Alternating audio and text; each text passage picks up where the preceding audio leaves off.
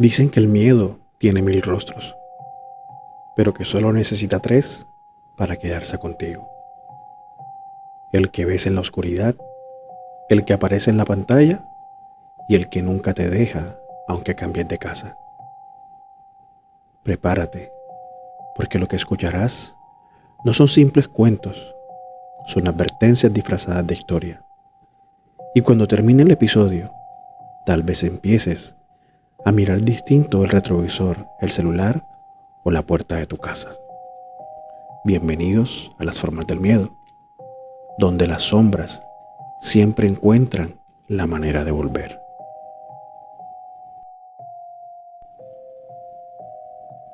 No sé cuántas veces he pasado por la calle 100 con séptima, pero esa noche sí la recuerdo. No por la lluvia ni por el frío, sino por la mujer que subió al taxi sin abrir la puerta. Yo trabajo turno nocturno, desde las 6 de la tarde hasta el amanecer. Es cuando mejor se mueve el negocio y Bogotá cambia de piel en la noche. Las calles se vacían y lo único que respira es la neblina. Esa vez eran como las 2:30 de la madrugada y acababa de dejar una carrera en Usaquén.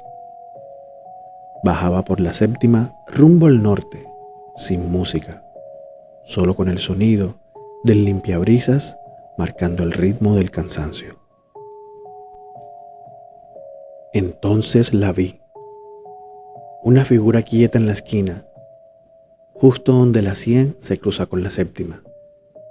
Vestía completamente de negro, parecía una monja, con el velo cubriéndole el rostro y las manos juntas como si rezara. Al principio pensé que era una broma o alguien disfrazado. En Bogotá ya uno no se sorprende de nada. Pero algo en la forma en que se movía me heló la sangre. Le bajé la velocidad y alcancé a gritarle: ¿Va para el norte, hermana? Ella no contestó, solo levantó la cabeza despacio y me miró. No sé cómo explicarlo. Fue como si esa mirada me empujara a frenar. En cuanto el carro se detuvo, la luz del semáforo cambió. Parpadeé un segundo y ella ya estaba dentro. No recuerdo en qué momento abrí la puerta. El caso es que se encontraba ya en el asiento trasero. ¿A dónde la llevo, hermana?, le pregunté fingiendo que no me temblaba la voz. Ella habló bajito, con un acento que no sabría ubicar. Al convento, que está más arriba del cerro, dijo. No había convento por allí, pero la voz sonaba tan segura que encendí el carro y empecé a avanzar. El silencio pesaba. Sentía su respiración detrás de mí, tranquila, como si estuviera rezando. Cada tanto la miraba por el espejo y cada vez parecía más cerca. No movía la boca, pero escuchaba murmullos, frases sueltas. Perdónalos, no saben lo que hacen. Tantas almas. En un momento pensé que estaba loco, hasta que vi su reflejo.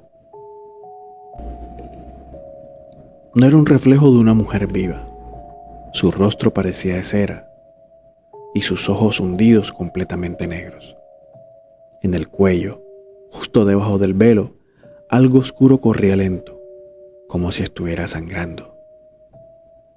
El semáforo de las 100 con novena me obligó a frenar, y en ese momento quise girarme para decirle que se bajara, que no podía seguir llevándola a ningún lado, pero algo me lo impidió. En ese momento el motor se apagó solo y las luces del carro también, y el silencio absoluto. En ese momento escuché su voz muy cerca a mi oído. No me dejes aquí. Salté del carro, literalmente abrí la puerta y me lancé a la lluvia. Corrí hasta la esquina contraria y al voltear, el taxi estaba vacío.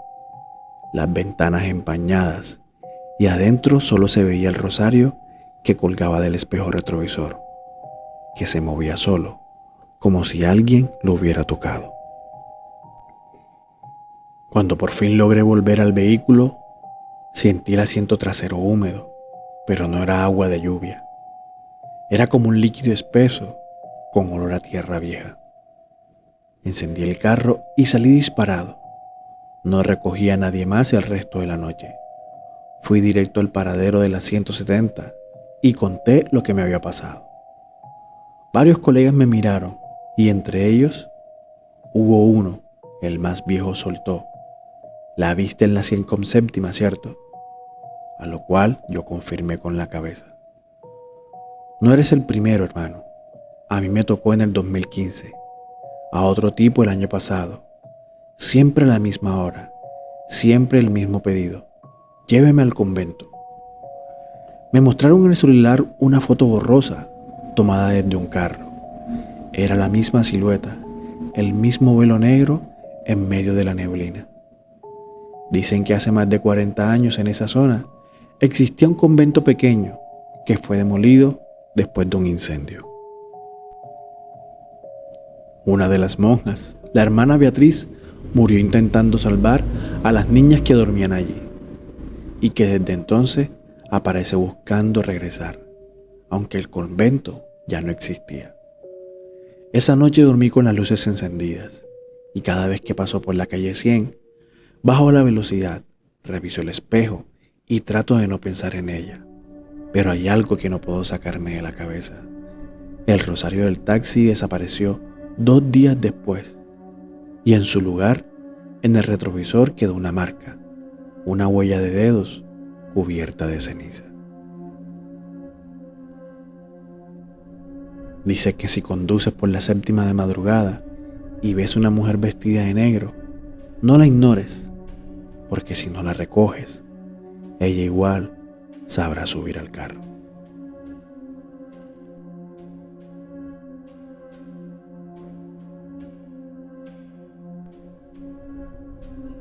Me llamo Laura, tengo 20 años y estudio comunicación en una universidad de Monterrey. No sé bien cómo empezar esto, pero necesito contarlo, porque desde esa noche siento que alguien todavía me observa. Todo comenzó una madrugada de marzo del año pasado. Estaba acostada mirando el celular, perdiendo el tiempo como siempre. Eran las 11:30 y miraba memes, publicaciones, cosas sin sentido. Y de pronto apareció una notificación: Luis H. quiere ser tu amigo. No lo conocía. Su perfil era raro, sin publicaciones, sin amigos visibles, sin nada. Solo una foto, un hombre con una máscara de cerdo. No de fiestas ni de broma, era demasiado real. La piel parecía humana, con poros, arrugas y esas expresiones congeladas entre la sonrisa y el vacío. Pensé que sería algún artista, no sé por qué, pero lo acepté. Supongo que no quería parecer paranoica, o tal vez solo tenía curiosidad. Minutos después me escribió. Me envió un mensaje sin texto, solo tenía una foto, y cuando la abrí, era un matadero. Se veían los ganchos, la sangre, cerdos colgados de los tendones. Pensé que era alguna especie de arte gore o una broma pesada. Le respondí con un simple ¿qué es esto? Pero nada, solo silencio. Cerré el chat y apagué el celular. No le di más vueltas. Hasta las 3 de la madrugada. El sonido de las notificaciones me despertó. Era otro mensaje, otra foto, pero esta vez no eran animales. Era una persona. Estaba atada, con la piel llena de marcas. No se veía el rostro, pero al menos me resultó familiar. Al fondo, la pared, las cortinas, era el mismo color de mi casa. El corazón se me detuvo y le escribí: ¿quién eres? Sin embargo, no respondió, solo me dejó en visto. Me quedé quieta mirando la pantalla. De repente otro mensaje. una palabra: gracias. Recuerdo que no dormí, me quedé toda la noche en la cama con la sensación de que alguien estaba afuera. Amaneció y lo primero que hice fue bloquearlo, pero el perfil ya no existía, ni el nombre, ni la foto, ni nada. Era como si nunca hubiese estado allí. Pensé en contarlo, pero ¿a quién? A mis amigas se habrían reído de mí, y mi mamá me diría que deje de ver cosas extrañas en internet, así que lo guardé. Intenté seguir con mi vida. Durante semanas, cada vez que abría el Facebook, sentía miedo.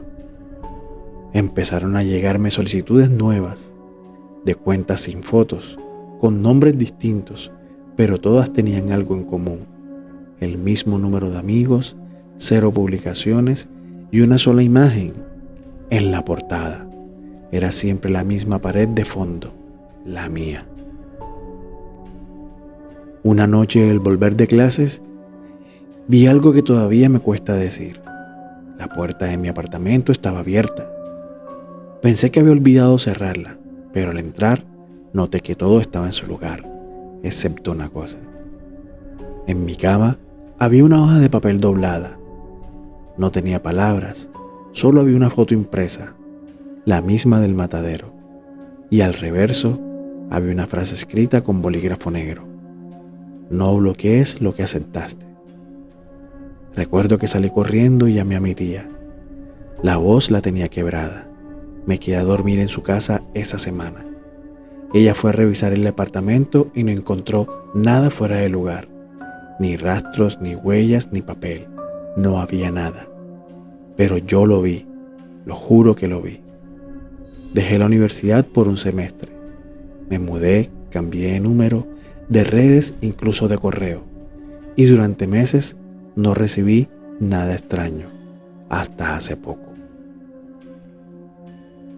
Hace 3 semanas me llegó un mensaje directo en Instagram, sin foto, sin nombre, y solo tenía una frase: te ves mejor sin cortinas. Miré hacia la ventana y por un instante juro que vi un reflejo, alguien afuera, con esa misma máscara y esa sonrisa imposible. No recuerdo cómo terminé en el suelo. Cuando desperté era de día y el mensaje había desaparecido. He intentado convencerme de que fue una pesadilla, de que todo está en mi cabeza, pero anoche, cuando abrí la cámara frontal por accidente, me di cuenta de algo. En la esquina del cuarto detrás de mí se alcanzaba a ver una figura. La piel rosada, los ojos vacíos y esa máscara. Ya no uso redes, ya no salgo sola, pero cada vez que el teléfono vibra, siento que algo se me va a salir del pecho. Y aunque el perfil de Luis H. ya no existe, cada noche a las 3 de la mañana, mi celular se enciende solo y aparece una notificación que no puedo abrir.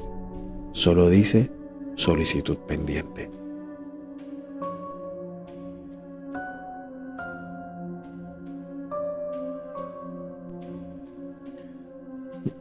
No recuerdo exactamente cuándo empezó todo, pero sé que fue desde muy niña, y cada vez que iba a la casa de mi abuela, sentía que alguien me observaba.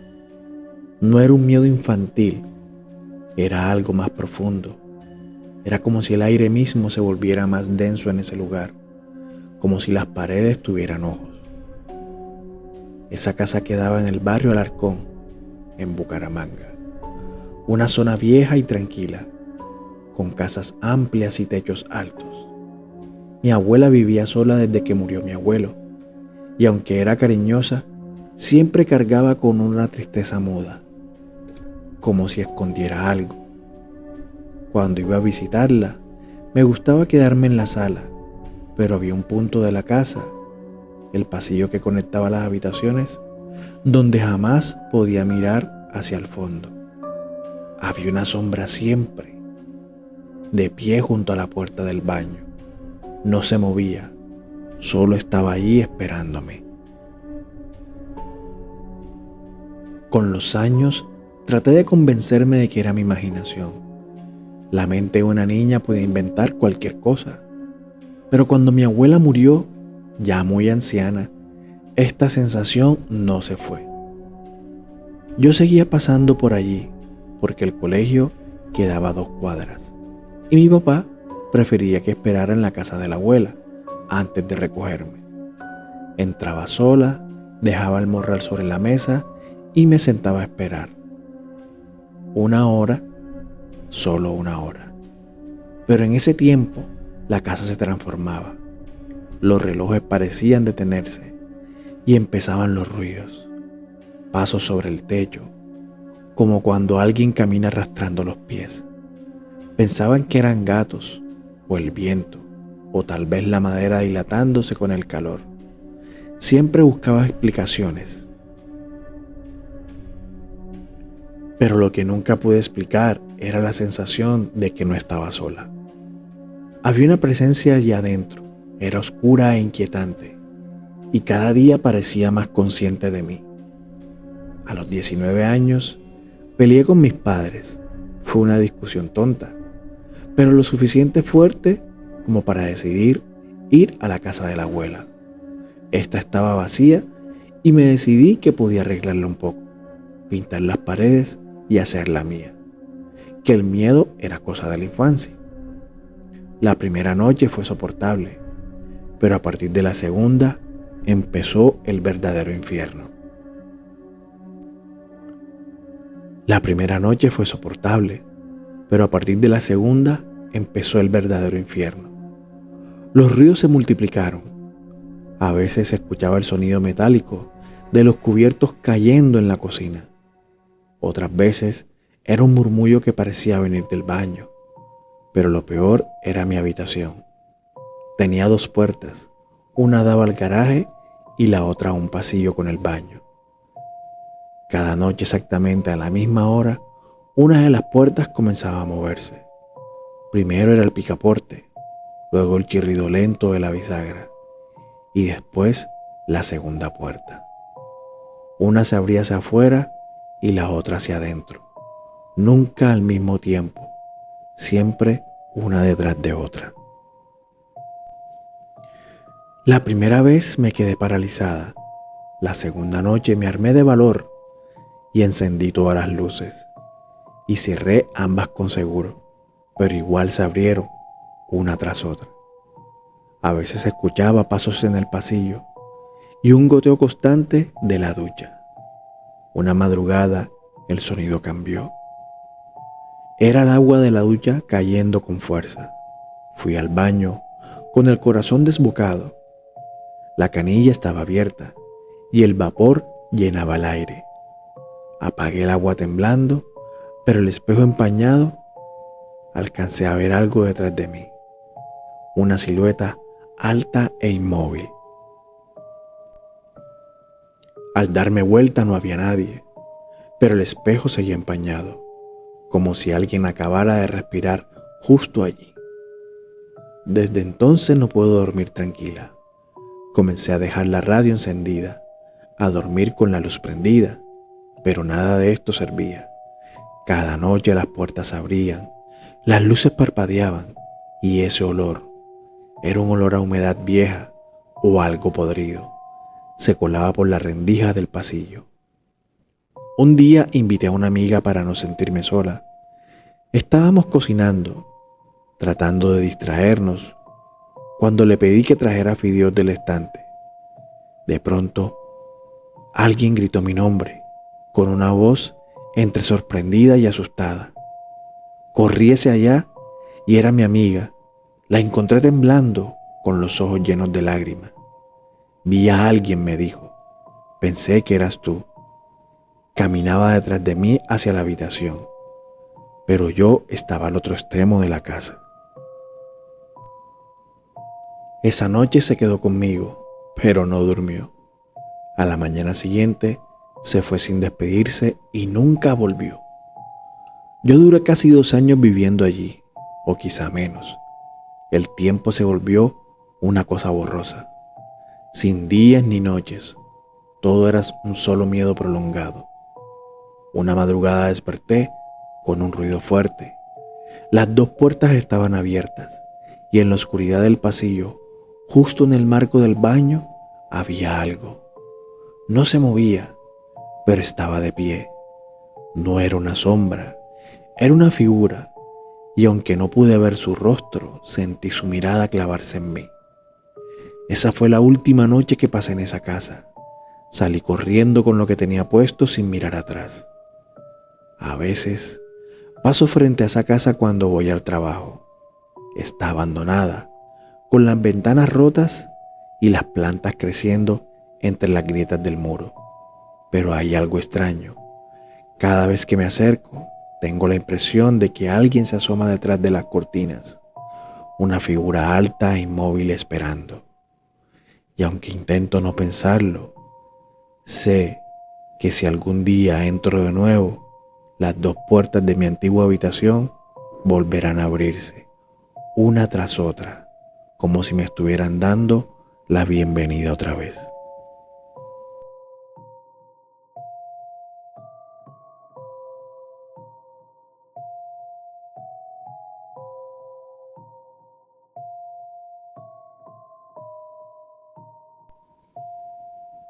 Tres historias, tres advertencias: la monja, la solicitud y la casa, distintas en forma, pero iguales en algo. Todas nos recuerdan que el miedo no necesita cuerpo para existir, solo necesita que lo escuchemos. Tal vez por eso, cuando apagues este episodio, algo en tu mente sigue repitiendo esas palabras, esa voz que dijo: no me dejes aquí. O quizás cuando mires tu teléfono y veas una notificación sin nombre, pienses dos veces antes de abrirla. Esto fue Las formas del miedo.